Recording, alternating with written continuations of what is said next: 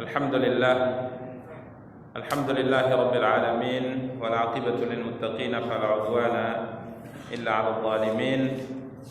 Asyhadu an la ilaha illallah wahdahu la syarika lah wa asyhadu anna Muhammadan 'abduhu wa rasuluh. Sallallahu alaihi wa ala alihi wa ashabihi wa man ihtada bihadihi wa sanna bi sunnatihi ila yaumiddin wa sallama tasliman katsira, amma ba'du. Ikhwani wa akhwati kaum muslimin kaum muslimat rahimani wa rahimakumullah jami'an. Puji dan syukur senantiasa kita ucapkan untuk Allah Subhanahu wa taala atas nikmat dan karunia yang terus dilimpahkan oleh Allah Subhanahu wa taala untuk kita semua. Salawat beserta salam semoga senantiasa dilimpahkan oleh Allah untuk junjungan dan panutan kita Nabi Allah yang mulia Muhammad sallallahu alaihi wasallam. Ikhwani wa akhwati kaum muslimin kaum muslimat rahimani wa rahimakumullah jami'an. Pada kesempatan yang berbahagia kali ini biidznillah kita akan kembali melanjutkan pembahasan dan kajian kita, masih pembahasan terkait dengan bab man haqqaqa tauhida dakhala al-jannata bighairi hisab. Bab tentang orang yang memurnikan tauhid, mengamalkan tauhid dengan baik dan benar, maka ia akan masuk ke dalam surga Allah Subhanahu wa taala tanpa hisab. Pembahasan terakhir kita membahas hadis yang diriwayatkan oleh Imam Al-Bukhari dan Muslim dari Abdullah bin Abbas radhiyallahu ta'ala anhuma, yang diawali dengan percakapan dialog yang terjadi antara Husain bin Abdurrahman dengan Sa'id bin Jubair rahimahumullahu ta'ala, di mana Husain bin Abdurrahman malam itu melihat adanya bintang yang jatuh yang terjadi pada malam itu. Kemudian Husain bin Abdurrahman mengatakan, "Ama inni lam akun fi shalah." Adapun aku tadi malam tidak tidur bukan karena aku mengerjakan salat, akan tapi lakinni ludightu, akan tapi tadi malam aku digigit atau disengat binatang yang berbisa atau kalajengking. Ini telah kita jelaskan pada pertemuan yang lalu bagaimana bersihnya hati salaf, bagaimana bersihnya hati para tabi'in, generasi yang belajar langsung dari Rasulullah SAW, di mana mereka tidak ingin dipuji dengan sesuatu yang tidak mereka miliki. Bahkan juga mereka tidak ingin dipuji dengan sesuatu yang hakikatnya mereka miliki. Jangankan dipuji dengan sesuatu yang tidak mereka miliki, mereka dipuji dengan sesuatu yang mereka miliki, mereka juga tidak senang. Ya, mereka juga tidak senang, karena Nabi SAW mengingatkan tatkala ada seorang sahabat memuji temannya, maka Nabi SAW mengatakan, "Engkau telah memutus punggung saudaramu." Ya, artinya engkau telah membinasakan dia dengan pujianmu. Jika seandainya salah seorang di antara kalian mesti memuji saudaranya, maka hendaknya mengatakan, ya, inilah yang aku ketahui darinya, dan aku tidak mensucikan seorang pun di hadapan Allah Subhanahu wa taala. Karena memang pujian itu sangat merusak, ya, pujian itu sangat merusak hati. Ya, pujian sangat merusak hati. Maka salaf tidak senang dipuji, apalagi dipuji dengan sesuatu yang tidak mereka miliki. Ini menunjukkan kebersihan hati mereka. Kemudian Husain bin Abdurrahman, sebagaimana kita telah bacakan pada pertemuan yang lalu, menceritakan tatkala ditanya, apa yang kau lakukan tatkala engkau digigit binatang yang berbisa tersebut, maka Husain bin Abdurrahman mengatakan, aku meminta untuk diruqyah. Ya, Sa'id bin Jubair bertanya, kenapa engkau melakukan itu? Kenapa kau minta diruqyah? Maka Husain bin Abdurrahman menjawab, sebuah hadis yang telah diceritakan kepada kami dari Al-Imam Syafi'i. Dia telah mengatakan dari Buraidah bin Husayb, seorang sahabat, sesungguhnya dia berkata, Rasulullah SAW bersabda, la ruqyah illa min ainin aw humah. Ya, tidak ada ruqyah.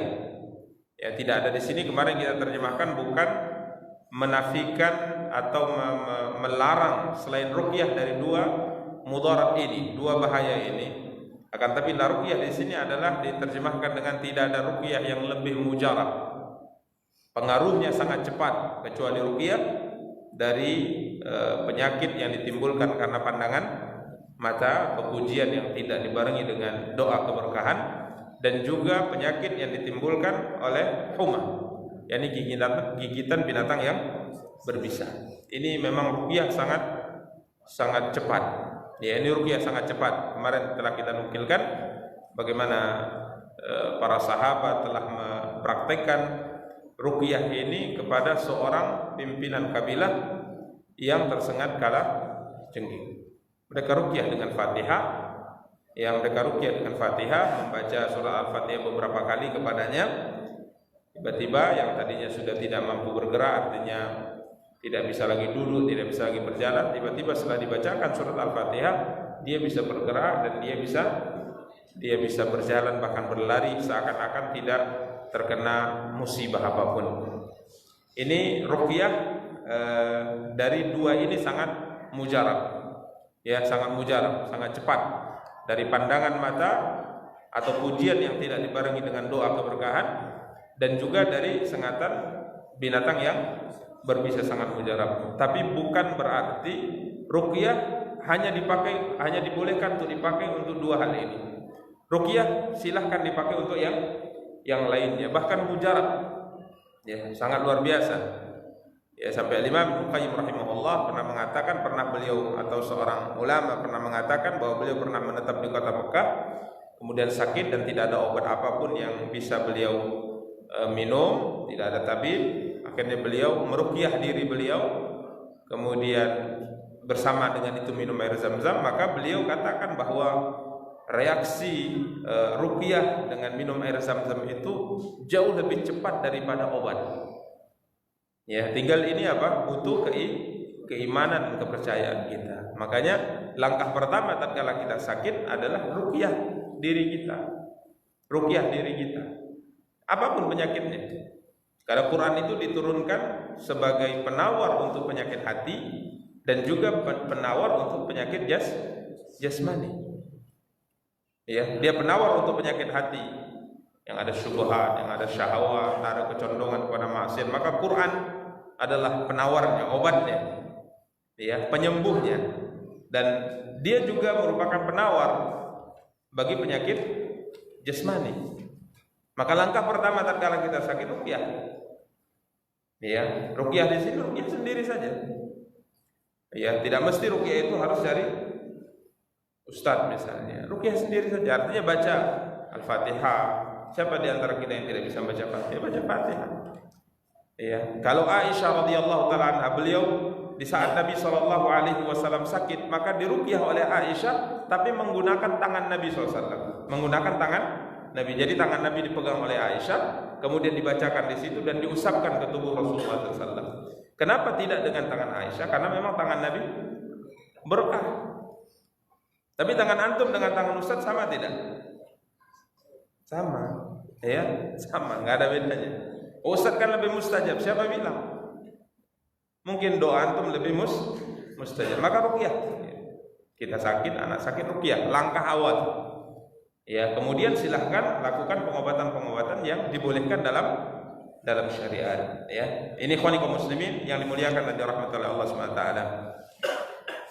Maka Al-Imam Sa'id bin Jubair rahimahullah mengatakan qad ahsana man intaha ila ma sami'. Sungguh sangat baik orang-orang yang melakukan sesuai dengan apa yang ia dengar. Artinya ia melakukan sesuatu dengan dalil yang dia sudah dengar. Itu bagus mengamalkan dalil.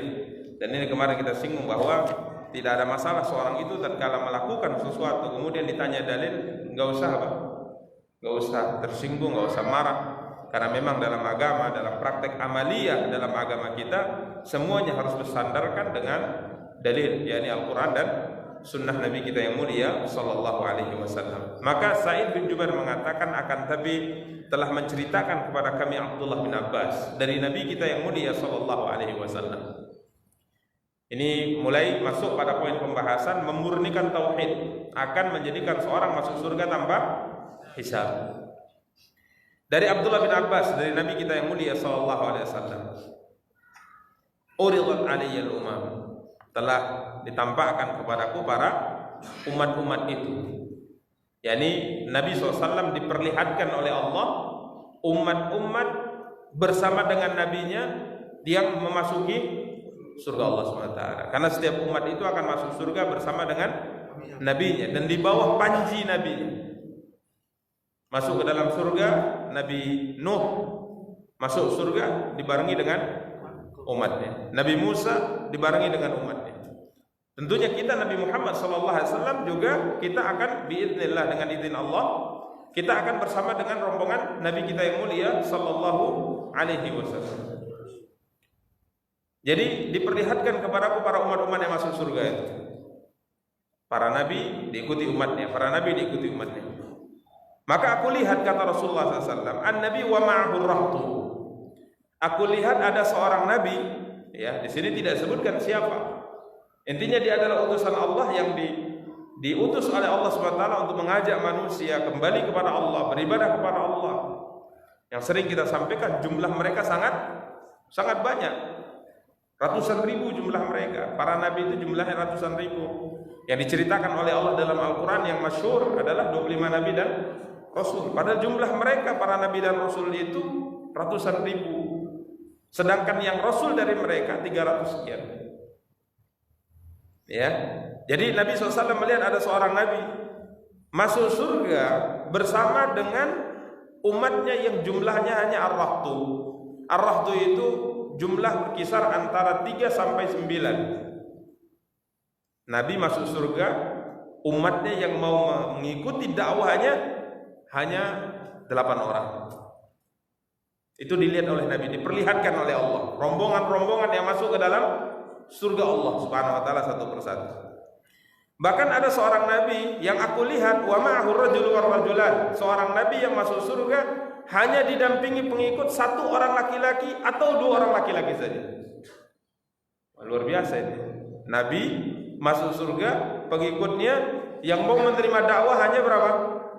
1 atau 2 laki-laki saja. Bahkan kata Nabi, aku melihat seorang nabi walaisa ma'ahu ahadun, seorang nabi masuk surga tidak ada yang mengikutinya. Artinya tidak ada satu umatnya pun yang mau menerima apa? Dakwahnya. Ini luar biasa. Kalau kita lihat dari 3 kelompok yang diceritakan oleh Nabi. Seorang nabi masuk surga dengan membawa pengikut, taruh kita katakan 8 atau 9 orang. Nabi yang kedua masuk surga diikuti oleh 1 orang laki-laki dan 2 orang laki-laki saja.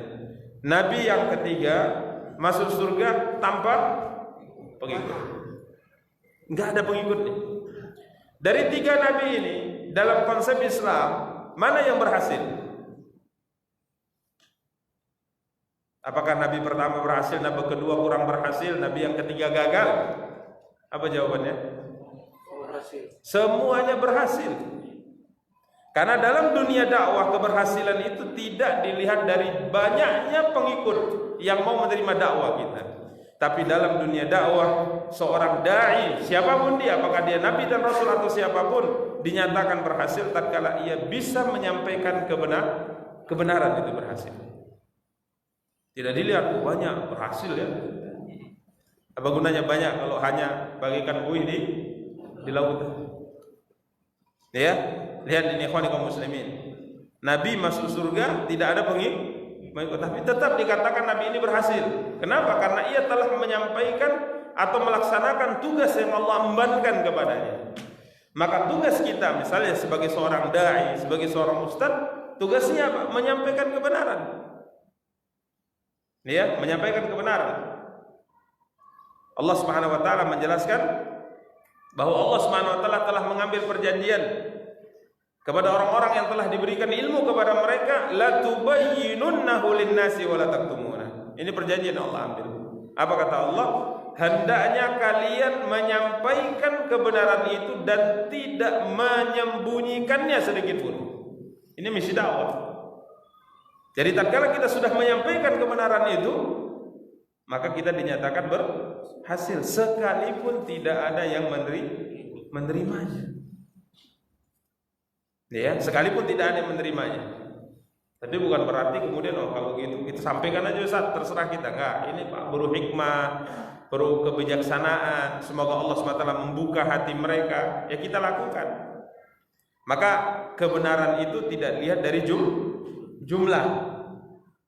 Baik jumlah banyak atau jumlah sedikit. Jadi ada sebagian kita mengatakan kebenaran itu tidak dilihat dari jumlah. Artinya kalau banyak itu belum tentu benar. Lalu kalau sedikit pasti benar? Tidak juga. Ya, maka ada sebagian kadang-kala salah paham di sini. Akhirnya dia mengatakan bahwa seorang dai yang pengikutnya banyak itu pasti sesat itu. Salah. Seorang dai yang pengikutnya sedikit pasti benar. Itu salah juga. Timbangan benar atau tidaknya bukan dilihat dari jumlah, baik jumlah banyak atau jumlah sedikit. Walaupun memang kebanyakannya yang benar itu jumlahnya selalu sedikit. Kebanyakan seperti itu, tapi ini bukan jadi acuan, bukan sebagai timbangan. Artinya seorang yang berada di atas kebenaran sekalipun dia sedikit, itulah yang berhasil. Dan alhamdulillah kalau seandainya jumlahnya apa? Banyak. Ya, ini ikhwani kaum muslimin yang dimuliakan dan dirahmati oleh Allah Subhanahu wa taala. Kemudian Nabi SAW melanjutkan ceritanya, idrufi ali sawadun azim. Tiba-tiba setelah aku melihat nabi-nabi tadi yang masuk surga dengan jumlah-jumlah pengikut yang sangat sedikit, bahkan ada yang tanpa pengikut masuk surga, tiba-tiba ditampakkan kepada aku jumlah manusia yang sangat banyak. Nabi beserta dengan pengikutnya yang jumlahnya sangat banyak. Fadhanantu anna ummati, maka Nabi SAW mengira, beliau mengatakan aku mengira bahwa itu adalah umatku karena jumlahnya sangat banyak. Berarti harapan besar Nabi kita yang mulia SAW memiliki pengikut umat yang masuk surga dalam jumlah yang sangat banyak. Ini cita-cita Nabi, ini keinginan Nabi SAW. Karena Nabi SAW pernah berpesan dalam dunia pernikahan. Apa pesan Nabi SAW? Tazawwaju al-waluda fa inni mukatsirun bikumul umama yaumal qiyamah. Hai laki-laki, kata Rasulullah SAW, coba nikahi oleh kalian para wanita yang wadud, sifat penyayang, pengasih. Walud yang subur, yang memungkinkan untuk memiliki banyak keturunan. Kenapa? Fa inni mukatsirun bikumul umama yaumal qiyamah. Karena aku ini bangga sekali tatkala umatku nanti terbanyak di hari kiamat. Ini harapan cita-cita Nabi kita yang mulia SAW. Ya, maka di sini coba lihat, Nabi SAW mengatakan beliau merasa itu umatku, jumlahnya sangat banyak. Ya, maka beliau dalam hidupnya berusaha semaksimal mungkin menyampaikan dakwah ini sebaik mungkin, menjalankan amanah sebaik mungkin agar semua orang terima dakwah Islam ini. Itu beliau lakukan siang dan malam. Hampir bisa dikatakan hidup beliau setelah menerima wahyu untuk berdakwah tidak ada tenangnya. Makanya tatkala beliau akan meninggal, Fatimah menangis di sisi beliau radhiyallahu taala anha. Wa karba abah, duhai sangat beratnya yang dirasakan oleh ayahku saat ini. Maka apa kata Rasulullah SAW?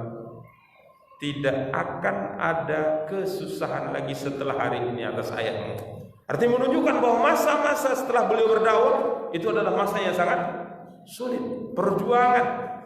Coba antum baca bagaimana sejarah beliau SAW dalam berdakwah siang dan malam, terancam.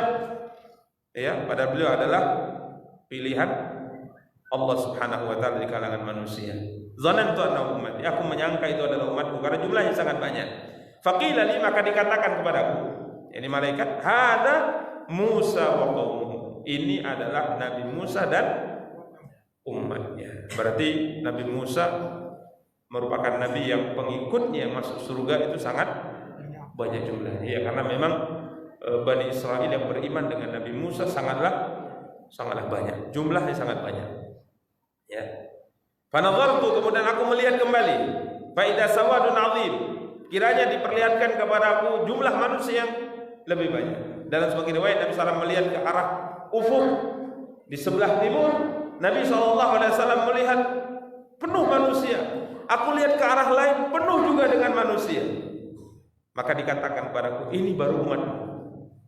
Berarti jumlahnya jauh lebih banyak. Semoga kita termasuk dari mereka yang jumlahnya banyak. Jadi amin ya rabbal alamin. Sampai-sampai Nabi SAW pernah mengatakan bahwa kalian di surga ibarat seekor sapi berwarna putih, ya, bulunya putih, kemudian ada titik hitam. Titik hitam dari sapi yang berwarna putih itu, titik hitam itu adalah umat selain kalian. Sedangkan putihnya semua di surga itu kalian. Sampai-sampai Nabi SAW mengatakan apa? Kalian, separuh surga itu dipenuhi oleh kalian umat Muhammad SAW. Separuh surga kita yang memenuhinya. Dan kalian juga bergabung dengan separuh sisanya. Berarti kita umat Islam atau umat Nabi terbanyak masuk ke dalam surga Allah Subhanahu wa taala. Ini memberikan semangat. Ya. Kemudian hadhihi ummatu, ini baru umatmu ya Muhammad.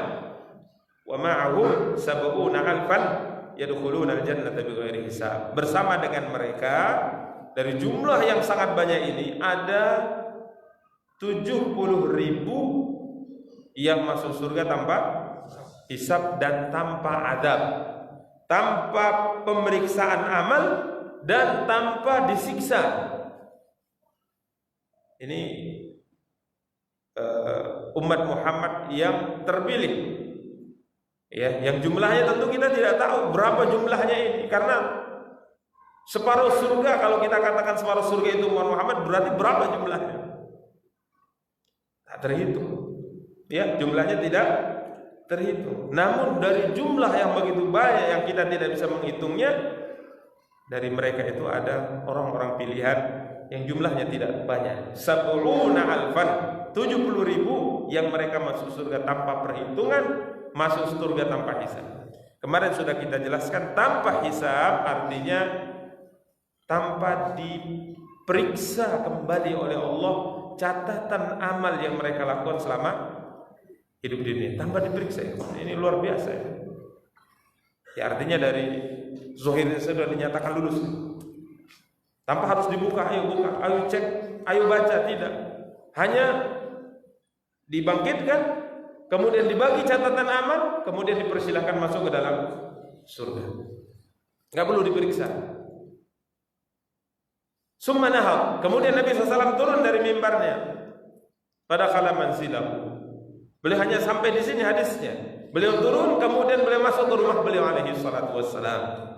Maka para sahabat khadhan nasu fi ulaik, para sahabat pun sibuk bercerita membahas siapa sih sebenarnya 70.000 yang masuk surga tanpa hisab. Terjadi dialog di kalangan mereka. Dan ini bagus ya. Berdialog dalam masalah ilmu bagus. Makanya disebutkan oleh Imam Al-Bukhari rahimahullah bahwa salah satu di antara hal yang baik untuk dilakukan mengundurkan sunnah setelah isya. Sunnah setelah isya itu apa? Tidur ya. Sunnah setelah isya itu tidur. Itu sunnah. Setelah isya langsung tidur. Ya, namun Imam Bukhari menyebutkan bab tentang bergadang karena ilmu. Nah, itu boleh. Ya, setelah isya kita belajar, setelah isya kita bermudzakarah, setelah isya kita kajian, boleh, tidak ada masalah. Ya, itu tidak mengapa. Ya, itu tidak mengapa karena ini untuk sesuatu yang baik. Tapi pada dasarnya setelah isya itu tidur. Jadi kalau bukan untuk hal-hal yang penting dalam urusan dunia, seperti Nabi SAW kadang bermusyawarah dengan Abu Bakar dan Umar selepas isya, sehingga tidur malamnya agak terlambat.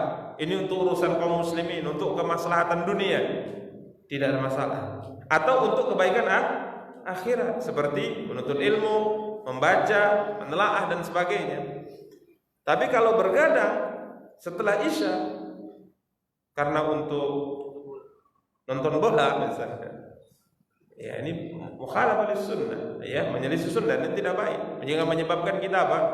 Susah bangun subuh. Ya, susah tahajud. Jangan bangun subuh, jangan tahajud, bangun subuhnya mungkin susah. Apalagi untuk yang lainnya, ya, untuk olahraga misalnya, untuk olahraga tetap para ahli mengatakan olahraga setelah isya itu memang tidak baik kan gitu kan. Tapi memang trennya sekarang memang olahraga itu, ya, setelah apa? Isya. Padahal tidak baik. Orang tahu itu tidak bagus. Ya, jadi sunnahnya setelah isya itu langsung apa? Langsung tidur, ya, kecuali untuk hal-hal penting. Maka para sahabat bermudzakarah, siapa kiranya dimaksud oleh Nabi SAW ini? Faqala ba'dhum, sebagian mereka mengatakan, fala'allahum alladzina sahibu Rasulullah sallallahu alaihi wasallam. Sebagian mengatakan mungkin saja mereka ini adalah yang sahibu Rasulullah, mendampingi Rasulullah SAW. Sebagian bertanya, kenapa mereka tidak mengatakan mungkin saja mereka itu adalah kita gitu. Karena mereka sahabat gitu. Mereka sahabat. Kenapa? Mungkin kita itu. Tidak. Yang dimaksud dengan sahibu sebagian para ulama mengatakan yakni yang mendampingi Rasulullah di awal-awal Islam. Ya. Karena beda ya tingkatan sahabat yang awal-awal masuk Islam di kota Mekah, kemudian berjuang bersama dengan Nabi, kemudian juga dengan orang-orang Ansar, dengan para sahabat yang masuk Islam menjelang penaklukan kota Mekah atau setelah penaklukan kota Mekah. Tingkatannya berbeda.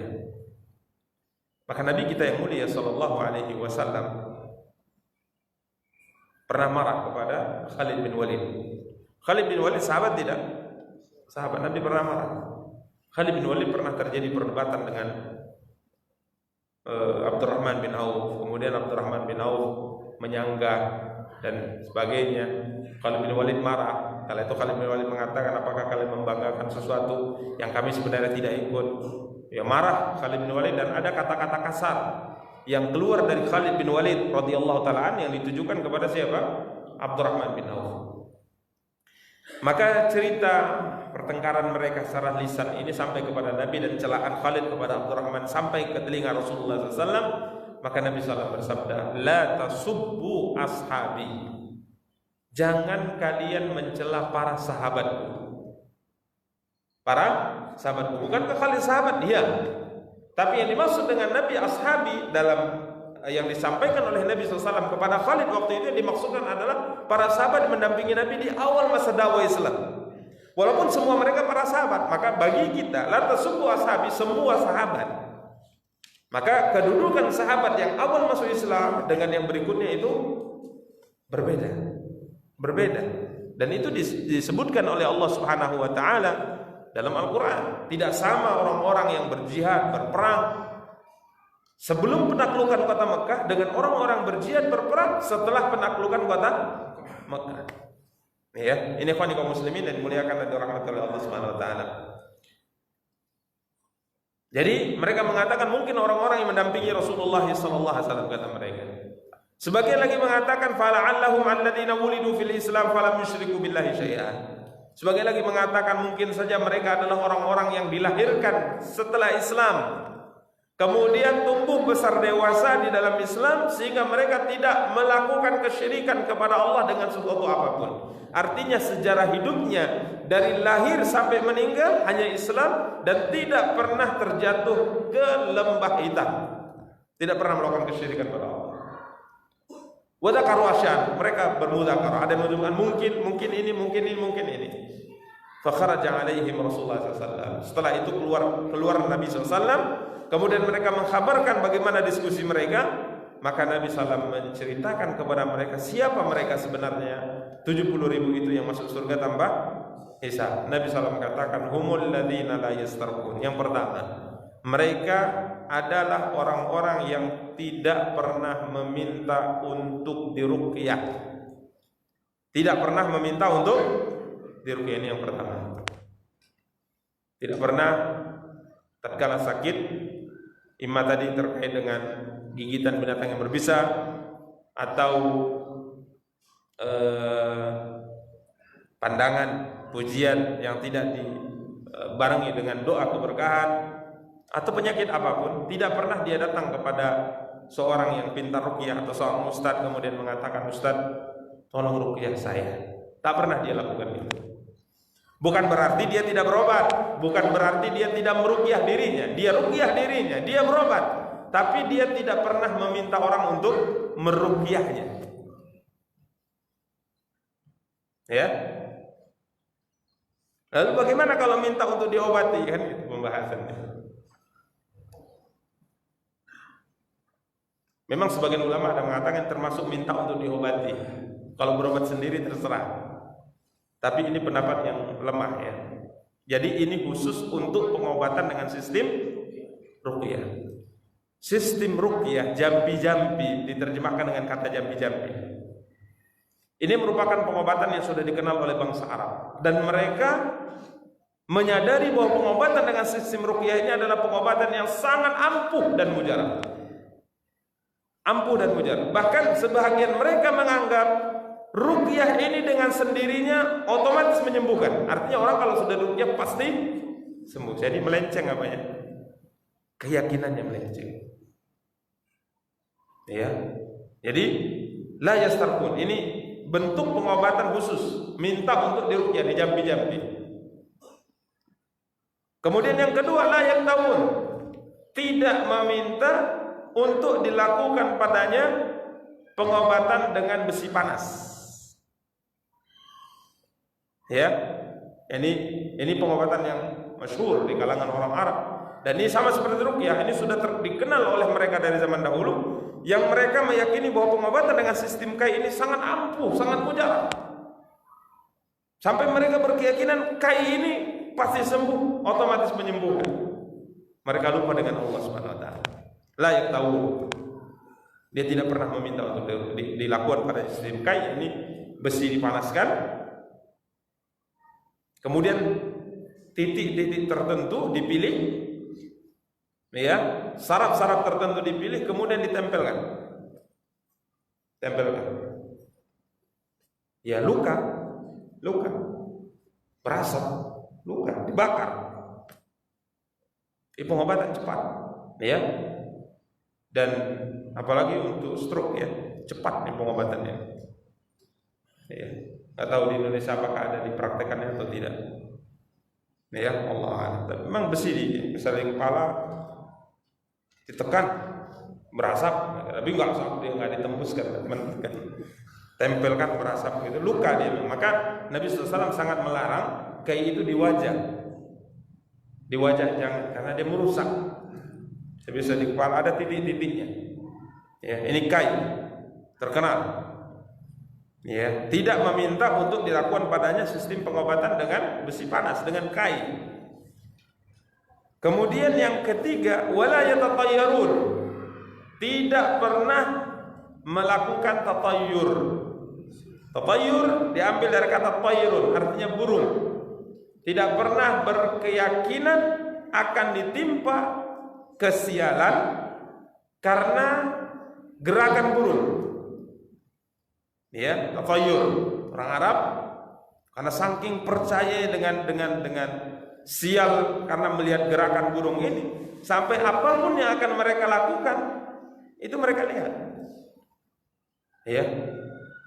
Mau pergi walaupun sudah bersiap-siap, artinya untanya sudah dipersiapkan, perbekalan sudah letak atas, dia sudah bermisi dengan mungkin orang tuanya, sudah izin dengan istri dan anaknya, tapi kalau lihat burung terbang ke kiri, dia batalkan itu semua.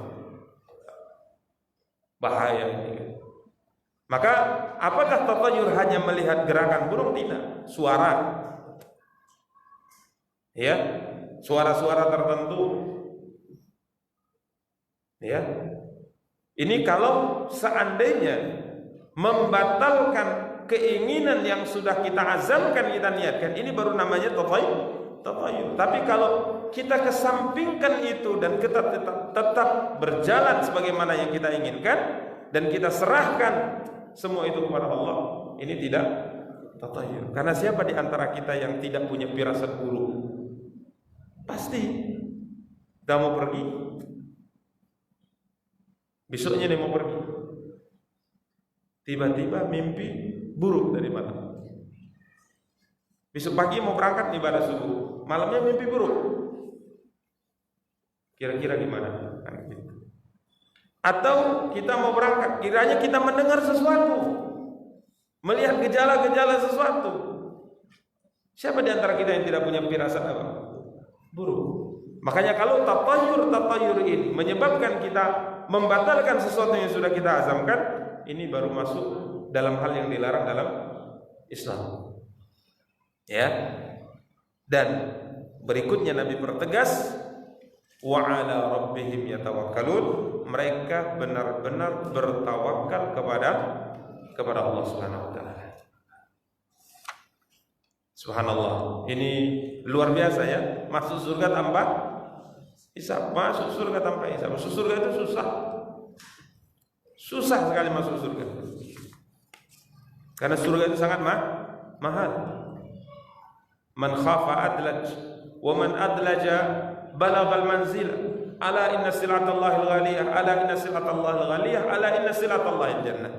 Siapa yang takut dari serangan musuh, maka dia akan pulang ke rumahnya dengan segera tanpa menunda-nunda.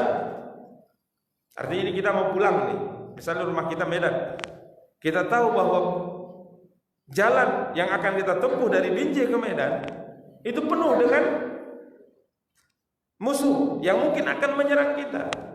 Maka yang kita lakukan apa? Pasti kalau sudah selesai kegiatan kita sebelum tenggelam matahari, kita pasti akan cepat pulang, karena kalau malam hari pasti bahaya.